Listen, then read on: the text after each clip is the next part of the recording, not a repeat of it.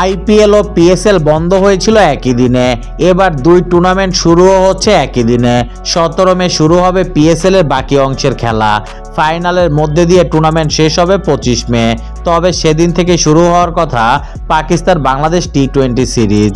যদিও পিএসএল এর ভেন্যুর তালিকায় নেই বাংলাদেশ সিরিজের প্রথম ম্যাচের ভেন্যু ফয়সালাবাদ, তবে একই দিনে পিএসএল এর ফাইনাল ও জাতীয় দলের ম্যাচ হলে দুটির যে কোনো একটিতে থাকা হবে না পাকিস্তান জাতীয় দলের সদস্যদের।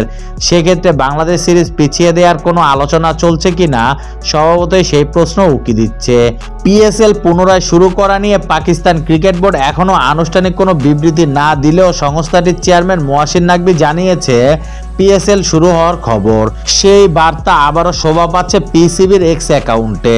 নাকভি বলেছে, যেখানে পিএসএল এর 10ম আসর শেষ হয়েছিল সেখান থেকেই আবার শুরু হতে যাচ্ছে। দল 6টি ভয় শূন্য, আমাদের একতা ও ক্রিকেটীয় স্পিরিট উদযাপন করা যাক। 8টি রোমাঞ্চকর ম্যাচের জন্য তৈরি হন, যা শুরু হচ্ছে 17 মে, ফাইনাল হবে 25 মে। সব দলকে শুভকামনা। বাংলাদেশ দলের পাকিস্তান সফর নিয়ে যেভাবে সংশয় রয়েছে, একইভাবে রিশাদ হোসেন ও নাহিদ রানা পিএসএল এ খেলতে আর যাবেন কিনা তা নিয়েও আছে সংশয়।